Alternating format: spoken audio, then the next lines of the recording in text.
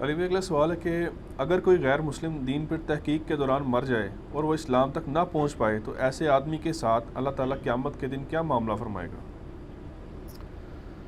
ہائے ہائے ہائے، یہ تو اللہ ہی جانے جی. ہماری تو خواہش ہے کہ کوئی بھی انسان دوزخ میں نہ جائے. ہم تو ایک بلی کو دوزخ میں گرتا ہوا برداشت نہیں کر سکتے.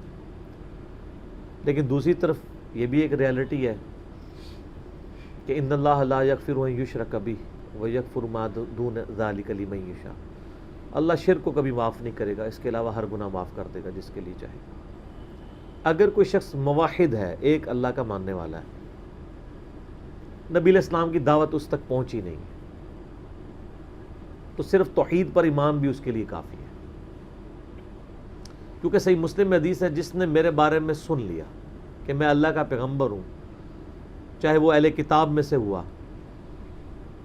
یہودی یا عیسائی، آپ نے باقاعدہ نام لیا یہودی اور نصرانی، اور وہ مجھ پہ ایمان نہ لایا تو وہ دوزخ میں جائے گا. لیکن ظاہر ہے اس میں امپلائڈ ہے کہ اس تک نبی علیہ السلام کا صحیح تعارف پہنچا ہو. اگر ہم جیسے مسلمانوں سے تعارف پہنچ رہا ہے تو وہ بڑا نیگیٹو تعارف ہی پہنچ رہا ہے. اب اللہ تعالیٰ فیصلہ کرے گا کہ کسی کو کیا گیون سرکمسٹانسز دیے گئے تھے، اس میں بہتر پرفارم کیا کر سکتا تھا. باقی جو سورہ بقرہ کی آیت نمبر 62 سے لوگ پلی لیتے ہیں نا، اس پہ میرا ایک یوٹیوب پہ کلپ ہے، کیا یہودی اور عیسائی بھی جنت میں جائیں گے. بعض جو لوگ ہیں وہ اس کو دوسری طرف لے جاتے ہیں، وہ بھی بات بالکل غلط کرتے ہیں. لیکن اس میں ایک پورشن جو ہے وہ واقعی ایک امپورٹنٹ ہے، وہ پھینکنے والا نہیں ہے کہ اس کو اس طرح چیپلی اگنور کر دیا جائے. ان الذین آمنوا والذین ہادوا، سورہ بقرہ آیت نمبر 62، بے شک جو لوگ ایمان لائے یا یہودی ہیں، والنصارى اور نصارہ یعنی عیسائی، والصابئین اور صابی ابراہیم علیہ السلام کے دین کے ماننے والے. اس سے مراد ستارہ پرست نہیں ہے. من آمن باللہ، جو ایمان لے آئے اللہ پر، والیوم الاخر اور آخرت پر، وعمل صالحا اور نیک اعمال کرے، فلہم اجرہم عند ربہم، تو اس کے لیے اس کے رب کے ہاں اجر ہے. ولا خوف علیہم ولا هم یحزنون، اس کے لیے نہ قیامت میں کوئی خوف ہوگا نہ کوئی غم. اس میں ایمان برسالت کا ذکر نہیں، لیکن ایمان برسالت کا ذکر سورہ بقرہ کے شروع میں ہو چکا ہے، کیونکہ یہودیوں سے خطاب ہے کہ تم سب سے پہلے اس نبی کے منکر بن رہے ہو. لیکن ایبسولوٹلی بھی اگر اس کو دیکھا جائے کہ اگر کسی تک نبی علیہ السلام کی دعوت نہیں پہنچی، یا اس کا زمانہ نبی علیہ السلام سے پہلے کا ہے اور وہ اپنے وقت کے پیغمبر کو، یا اگر پیغمبر کی دعوت نہیں پہنچی، جس طرح کہ حضرت لقمان علیہ السلام ہے، حضرت لقمان علیہ السلام تک پیغمبر کی دعوت نہیں پہنچی ہوئی، وہ غیر نبی تھے. ویسے اسرائیلی روایتوں ملتا ہے کہ حضرت داؤد کے وہ صحابی تھے، لیکن صحابی ہوتے تو ان کی جو وصیتیں قرآن میں آئی ہیں اس میں ایمان برسالت کا بھی ذکر ہوتا. حضرت لقمان کی نصیحتوں میں میرا ڈیٹیل لیکچر ہے، اتنی انہوں نے نصیحتیں کی ہیں، توحید کے اوپر کی ہے، ماں باپ سے اس نے سلوک پہ کی باقی، لیکن انہوں نے پیغمبر کا تو ذکر نہیں کیا. اگر ایک بندہ اللہ کا دائی ہو تو وہ پیغمبر کی طرف ایمان لاتا ہے. خود نبی علیہ السلام کیا کہہ رہے ہیں، آمن الرسول بما انزل الیہ من ربہ والمؤمنون، سب سے پہلے رسول اللہ ایمان لے کے آئے ہیں جو ان کی طرف نازل ہوا ہے. کل آمن باللہ وملائکتہ وکتبہ ورسلہ، اور ایمان والے بھی ایمان لے کے آئے ہیں، اور کل آمن باللہ، اللہ پر ایمان، اور آگے سارا فرشتوں پر، کتابوں پر، یہ ساری چیزیں. تو محمد بن عبداللہ سب سے پہلے خود محمد رسول اللہ پہ ایمان لے کے آئے ہیں، ٹھیک ہے، اور اس کے بعد صحابہ کرام بھی لے کے آئے. تو یہ واجب، نبی پہ ایمان لانا تو فرض ہے. لیکن حضرت لقمان کے کہیں ذکر نہیں ملتا، انہوں نے کسی، وہ لگتا یہ ہے کہ وہ یعنی التذکیر بآلاء اللہ، فزیکل فینومینا آف نیچر کو آبزرو کر کے اللہ تک پہنچ چکے تھے کہ اس کائنات کو کسی نے پیدا کیا ہے کسی مقصد کے لیے. تم چٹانوں میں چھپ کے بھی گناہ کرو گے، قیامت دن وہ لے آئے گا تمہارے سامنے. کتنے پیارے الفاظ ہیں. پہلی نصیحت کیا ہے، یا بنی لا تشرک باللہ ان الشرک لظلم عظیم، اے بیٹے دیکھنا شرک نہ کرنا، شرک سب سے بڑا ظلم ہے. ورنہ ساتھ رسالت کا ذکر کرتے ہیں. تو اس سے یہی لگتا ہے کہ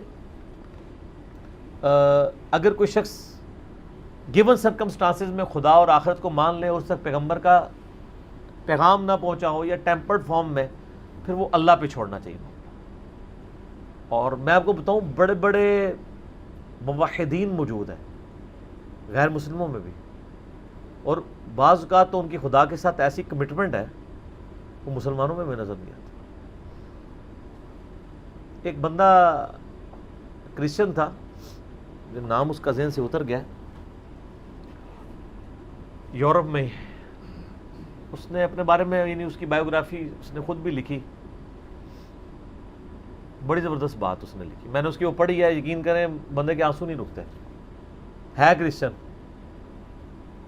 وہ کہتا ہے کہ میری عمر 70+ ہو چکی ہے اور مجھے ڈاکٹروں نے بلڈ کینسر ڈائگنوز کر دیا اور میں اس دن سے خوش ہوں. کہتے ہیں میں نے یہ بھی دیکھا ہے میرے ساتھ کتنے میرے لوگ ایک ایک کر کے فوت ہو گئے، اور میرے دوستوں کو جب کبھی کوئی بیماری کا پتہ چلتا تھا کہ تمہاری زندگی کے اتنے دن رہ گئے ہیں تو وہ لگتا تھا اس اتنے دنوں سے پہلے ہی مر جائے گا غم سے، کیونکہ اس نے دنیا کی زندگی کو سب کچھ سمجھا ہوا تھا.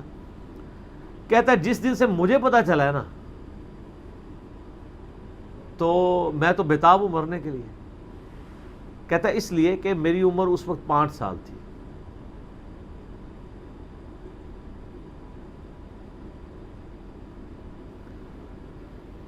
جب میں نے پہلی دفعہ یہ چیز سنی تھی کہ مجھے کسی نے پیدا کیا ہے اور اس گارڈ کی ڈیمانڈ ہے کہ میں ہفتے میں ایک دن سنڈے کا دن اس کو دوں،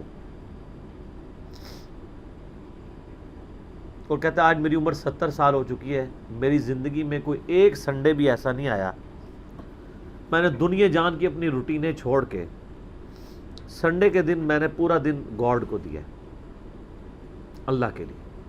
میں نے کبھی اس پہ کمپرومائز نہیں کیا، بڑے سے بڑے معاملات بھی ہیں. تو کہتا ہے مجھے امید ہے کہ جس گاڈ کے لیے میں نے اتنی کمٹمنٹ کے ساتھ زندگی گزاری ہے اور میں نے اس کے اوپر کسی کو کمپرومائز نہیں کیا، وہ مجھے رسوا نہیں کرے گا. تو کیا ہمارے مسلمان بھی یہ دعویٰ کر سکتے ہیں؟ کتنے مسلمان جو کہ جی ہم نے جب سے سنا ہے کہ 5 وقت کی نمازیں ضروری ہیں، میری زندگی کی ابھی نماز نہیں کوئی چھوٹی. ایسے لوگ جو خدا کے ساتھ کمٹمنٹ رکھنے والے لوگ ہیں، ان کو گیون سرکمسٹانسز میں جتنا اللہ کا تعارف ہوا، نبی علیہ السلام کا پیغام بھی پہنچا تو ٹیمپرڈ فارم میں، وہ اللہ تعالیٰ اس کا معاملہ کرے گا، اور اللہ تعالیٰ کے اوپر کسی کی دھونس نہیں ہے، یہ ذہن میں رکھیے گا. بخاری اور مسلم دونوں میں حدیث ہے، نبی علیہ السلام فرماتے ہیں اگلے زمانوں میں ایک شخص تھا جس کی موت کا وقت قریب آیا تو اس نے اپنی اولاد کو جمع کیا کہ میں تمہارا کیسا باپ تھا. ان کا بڑے اچھے باپ تھے. انہوں نے کہا اگر تم مجھے اچھا سمجھتے ہو تو میری ایک وصیت ہے، جب میں مر جاؤں میری لاش کے ٹکڑے ٹکڑے کر کے اس کو آگ لگانا اور اس کی راکھ کو ہواؤں میں اور پانیوں میں اور کھیتوں میں بکھیر دینا. لئن قدر اللہ علیہ، اگر اللہ تعالیٰ نے مجھ پہ قدرت پا لی تو مجھے ایسا عذاب دے گا کہ کسی کو نہیں دیا ہوگا. یعنی وہ سمجھتا تھا میں خدا کے لیے وہ کمٹمنٹ کی زندگی نہیں گزار سکا. یہ حدیث بخاری مسلم دونوں میں ہے. مشکات میں دوسری جلد میں اللہ کی رحمت کے بیان میں آپ کو ملے گی. نبی علیہ السلام فرماتے ہیں جب وہ فوت ہو گیا اس کے پچھلوں نے یہی کچھ کیا تو اللہ تعالیٰ نے ہواؤں کو پانیوں کو حکم دیا کہ اس کی راکھ سمیٹو. راکھ سمیٹی گئی، اللہ نے اسے زندہ کر لیا. اللہ نے کہا ہاں بھائی جس چیز سے بھاگ رہا تھا وہی چیز سامنے آ گئی، یہ تو نے کیوں کیا؟ اس نے کہا یا اللہ میں تجھ سے بڑا ڈرتا تھا، میں اس طرح کی زندگی نہیں گزار سکا. اللہ نے فرمایا تیرا یہ یقین تھا کہ تجھے کوئی پوچھے گا؟ بس اتنی بات ہے. کہاں یا اللہ تھا، اور میں یہ سمجھتا تھا کہ اس طرح اگر میری راکھ یعنی کہ بکھیر دی جائے گی مجھے زندہ نہیں کر پائے گا. حالانکہ یہ عقیدہ کفر ہے، لیکن یہ کفر جزوی ہے، کلی نہیں ہے. کلی کفر یہ ہے کہ کوئی شخص کہے کہ مردے کو اللہ زندہ نہیں کر سکتا. اسی لیے میں کہتا ہوں یہ مسلمانوں میں جو جزوی شرک آیا ہوا ہے نا، تھوڑا ہاتھ والا رکھا کرے. جب تک کوئی اللہ کو، اللہ اور محمد کو عبداللہ مان رہا ہے نا، اگر چھوٹے موٹے اس میں شرک آئے ہوئے نا، تھوڑا سا ہاتھ والا رکھیں. آپ ہاتھ والا رکھیں، اللہ کا معاملہ اس کا معاملہ اس کو سمجھائیں ضرور. اس کا شرک جزوی ہے، کلی نہیں ہے. تو کہا یا اللہ اسی لیے تو میں نے کہا تھا لئن قدر اللہ علیہ، اگر اللہ نے میرے پہ قدرت پا لی تو میں تجھ سے ڈر گیا تھا تو اللہ نے میں تجھے بخش دیا. اللہ کو تو کوئی نہیں پوچھ سکتا نا کہ کسی کو گیون سرکمسٹانسز کیا دیے تھے، ان سرکمسٹانسز کے اندر اس نے کتنا بیسٹ پرفارم کیا. اب مسلمانوں کو بھی ذرا دیکھنا چاہیے کہ ان کو گیون سرکمسٹانسز کیا دیے گئے. ہم بالکل دین کے کنارے کنارے چل رہے ہوتے ہیں منافقین کی طرح. کیا ہم اپنے دنیاوی معاملات میں بھی کنارے کنارے چلتے ہیں یا فرنٹ سے لیڈ کر رہے ہوتے ہیں ہر مسئلے میں بڑھ چڑھ کے؟ دین کی بات آ رہی ناری کھوتی مر جاتی ہے، یعنی گدھا مر جاتا ہے. پرانے زمانے میں محاورہ بولا جاتا تھا نا، فلانے دی کھوتی مر جانا یا گدھا مر جانا. جب وہ کام کی باری ہے تو ساتھ ہی گدھا مر گیا. اور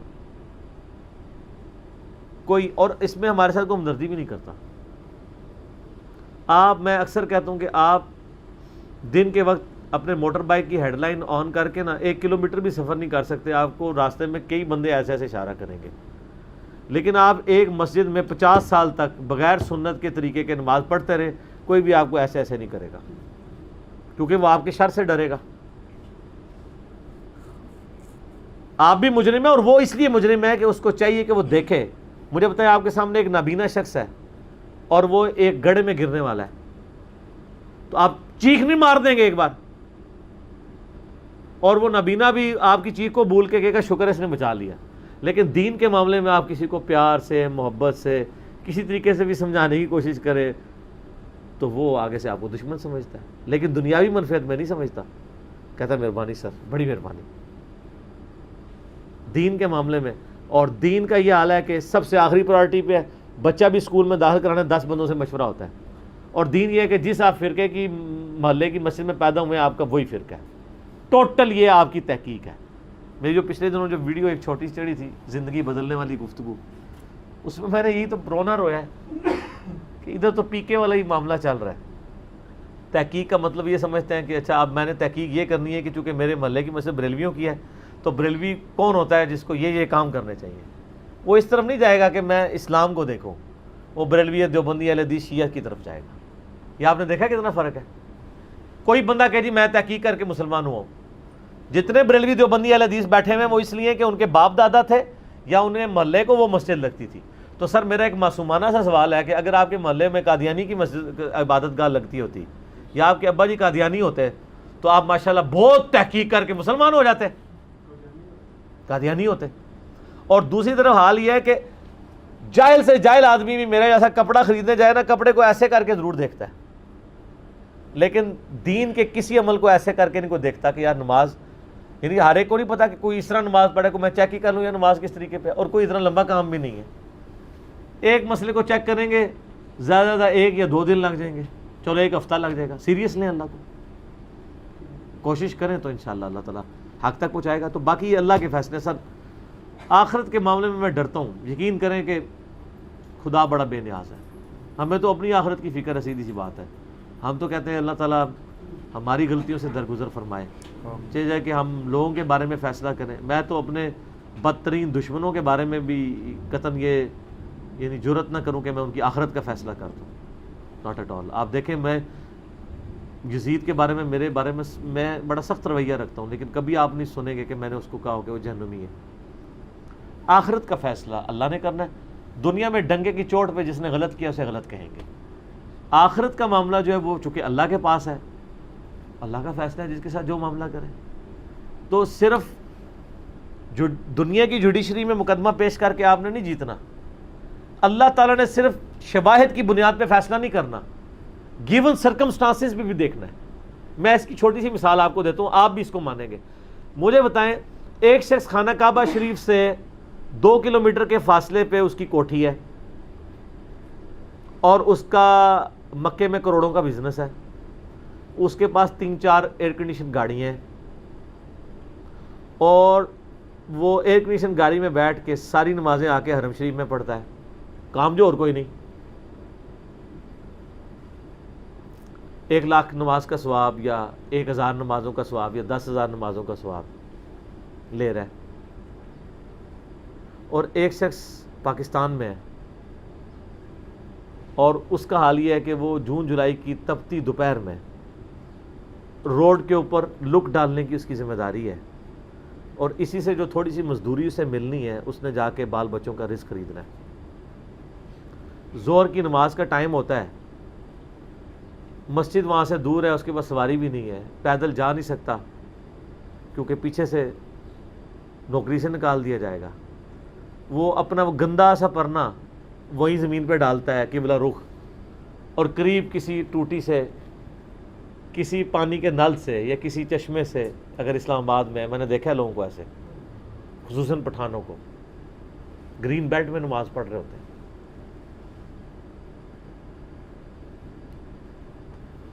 اور وہاں پہ بغیر جماعت کی وہ قبلہ رخ کھڑے ہو کے نماز پڑھ لیتا ہے. آپ یہ کہیں گے کہ اس کو 1,00,000 ضرب 27 جماعتیں 27 لاکھ نمازوں کا ثواب مل رہا ہے اور اس بیچارے کو ایک نماز کا ثواب مل رہا ہے. میتھمیٹیکلی تو آپ کی ایکویشن ٹھیک ہے, لیکن اللہ نے تو گیون سرکمسٹانسز بھی دیکھنے ہیں. یہی وجہ ہے کہ نیکیاں تولی جائیں گی, گنی نہیں جائیں گی. گننے میں آئے تو سعودیہ والا پار, اور تولنے پہ آئے تو اس کی ایک نماز اس کی 27 لاکھ نمازوں میں باری ہو جائے گی. جی سر, 1 روپے کے 1000 نوٹ پڑے ہوئے ہوں اور دوسری طرف 5000 کا ایک نوٹ پڑا ہوا ہو, تو ورتھ کس کی زیادہ ہے؟ ایک نوٹ کی. یہ 1000 اس کا مقابلہ نہیں کر رہے. کیوں؟ اس کی ورتھ زیادہ ہے. اللہ نے سرکمسٹانسز میں دیکھنا ہے. ایک ملٹی نیشنل میں جاب کرنے والا بندہ ایئر کنڈیشن کمرے سے اٹھ کے اٹیچ باتھ روم میں وضو کر کے بالکل قریبی ایک ایئر کنڈیشن مسجد میں جا کے نماز جماعت سے نہ پڑھے اور اپنے دفتر میں مصلی ڈال کے 2 منٹ میں فارغ ہو جائے, اس کی جماعت معاف ہو جائے گی؟ اس کی تو معاف ہو سکتی ہے جو روڈ کے کنارے یہ کر رہے ہیں, کیونکہ اس بیچارے کے گیون سرکمسٹانسز کیا. تو اس لیے سر آخرت کے فیصلے نہ کیا کریں, ڈر جائیں. جتنا آپ کو اللہ کا خوف ہوگا نا, آپ آخرت کے بارے میں ڈریں گے. حقیقت بات ہے. اور پازیٹیو رہیں. میری وائف کا میرے ساتھ جھگڑا ہی رہتا ہے. میں بہت نیگیٹو چیزیں بھی لوگوں کی آبزرو کر کے نا, جب مجھے بالکل نظر آ رہا ہوتا ہے شواہد کی بنیاد کے اوپر بھی, میں درگزر کر دیتا ہوں. تو وہ آج بھی مجھے صبح کہہ رہی تھی کہ ایسے کیوں ہوتا ہے. میں نے کہا غصہ مجھے تم سے زیادہ آتا ہے, میری طبیعت زیادہ تیز ہے. کیا اتنی تیز تو نہیں ہوگی جتنی وائف کی ہے, وہ زیادہ ہی تیز ہے, لیکن میری طبیعت بھی بہت تیز ہے. لیکن میں جب یہ سوچتا ہوں کہ یار اس کو جو اللہ نے حالات و واقعات دیے تھے, اگر مجھے دیے ہوتے شاید میں اس سے بھی برا آدمی ہوتا. تو ہو سکتا ہے یار اس کو حالات ہی ایسے ملے ہوں. ساس بھی کبھی بہو تھی. ایک بہو اپنی ساس کے بارے میں اس وقت بات کر سکتی ہے جب وہ ساس بن کے اچھا پرفارم کرے اور پھر اپنی بایوگرافی لکھے کہ ہاں جی میری ساس تو یہ تھی اور میں یہ آئیڈیل ساس ثابت ہوئی ہوں. اللہ کے فضل سے میں نے تو آج تک کوئی ایسی ساس نہیں دنیا میں دیکھی. وہ جب بہو ہوتی ہے نا, وہ اسی وقت ہی وہ آئیڈیل ساس کی کوالٹیز بتا رہی ہوتی ہے. جب اس پہ وہ حالات و واقعات آتے ہیں تو وہ اس سے بھی ورس پرفارم کر رہی ہو. اور یہ دیکھا ہے, اسی کو کہا جاتا ہے نا خدا گنجے کو ناخن نہ دے. تو شکر کریں کہ آپ گنجے ہیں اور آپ کو ناخن نہیں ملے ہوئے. اگر آپ کو ناخن ملے ہوتے تو آپ زیادہ اپنا نقصان کر لیتے. اس لیے پازیٹیو رکھیں, پازیٹیو ایٹیچیوڈ رکھیں. اس کا فائدہ یہ ہوگا کہ آپ کڑ کڑ کے مریں گے نہیں, آپ اچھی زندگی گزاریں گے اور آپ کے بارے میں کسی کے بارے میں آپ کے دل میں میل نہیں آئے گا. میرا ادھر جتنا ویڈیوز میں غصہ ہوتا ہے نا, وہ اس لیے نہیں ہوتا کہ میں کسی سے نفرت کر رہا ہوتا ہوں. میں کہہ رہا ہوتا ہوں اس کی وجہ سے اتنے ہزاروں لوگوں کا بیڑا غرق ہو رہا ہے, تو میں وہ پورے پیشن سے بیان کرتا ہوں. ورنہ جو لوگ جن کے خلاف میں نے کلپ چڑھائے ہیں وہ بھی میرے سامنے آ جائیں, میں ان کے بھی ہاتھ چوم لیتا ہوں. تو منافقت نہیں کر رہا ہوتا ہوں. علمی اختلاف اپنی جگہ ہے اور کسی کی ہیومن ڈگنیٹی میں رسپیکٹ اپنی جگہ ہے. پازیٹیو رہیں, بعض کا اثر کر جاتی ہے. دیکھیں نا اثرات آپ کو نظر آ رہے ہیں نا, تبدیلی آ نہیں گئی, آ جاتی ہے تبدیلی. ٹھنڈا کر کے کھایا کریں. ٹھیک ہوگا جی.